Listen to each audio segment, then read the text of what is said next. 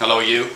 I'm just thinking about the relationship between people's behaviour, how intelligently people behave in groups, or how creative they are, or how sociable they are, how well they get on, how much they, intelligent behaviour they generate. The relationship between that and the kind of social architecture that surrounds, not that social architecture, real architecture and virtual architecture that surrounds them. I suppose I'm thinking about this because I'm thinking about online social architecture, the online kind of virtual architecture somewhere like YouTube, and also UW, which is this project that I'm kicking around right now, but other spaces like Facebook and other kind of things.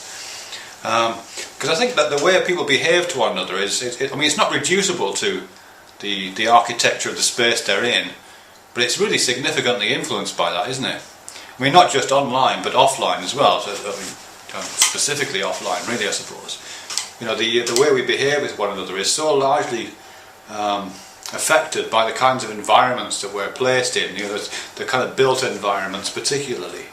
If you get a lot of people together and cram them into a small space, don't give them any privacy, don't allow them to avoid people they don't like, don't give them opportunity to have any time by themselves, don't give them the opportunity to have small conversations with one another without being overheard by lots of other people, have an environment in which certain people can shout really loud and attract lots of attention to themselves, and other people get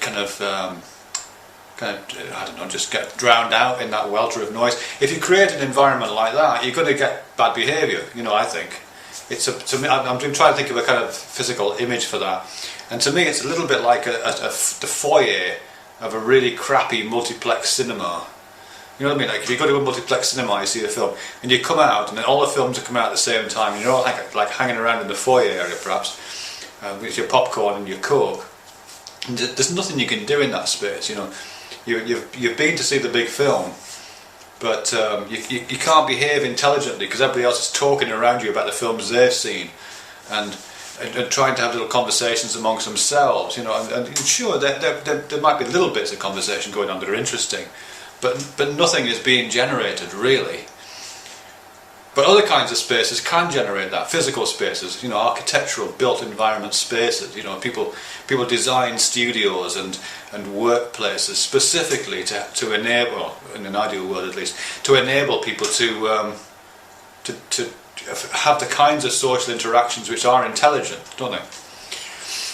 And I think the same is true in social environment, in online social environments. Now YouTube is, I think, like the cinema foyer. It's not an environment which provokes intelligent behaviour. It doesn't put us together in ways which are interesting.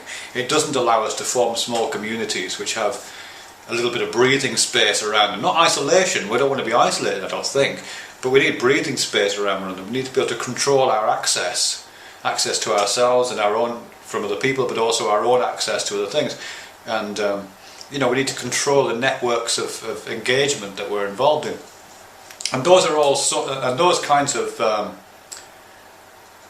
behaviours, those kinds of actions that we want, are entirely dependent upon the protocols and the features of the online environment that we're in. YouTube doesn't do it. YouTube provides a terrible kind of architectural space for us to occupy, I think. It throws us together in the way that cinema foyers throw us together, or that, the Superdome at Atlanta after Hurricane Katrina threw people together. It throws people together in ways which really aren't helpful. And I think a better social environment, a better online environment with better features, better social tools, better social architecture, better digital architecture, creates better behaviour amongst people, and more intelligent behaviour. I'm not trying to control people. I'm not not interested in socially engineering people. I'm interested in in that relationship between software engineering and the kind of social behaviours that come out of that. And ideally, good software engineering should produce online environments, I think, which, as I say, allow intelligent, creative, tolerant, productive behaviour. Really, that's what I'm interested in. If you tell me what you think, I'd be interested to know.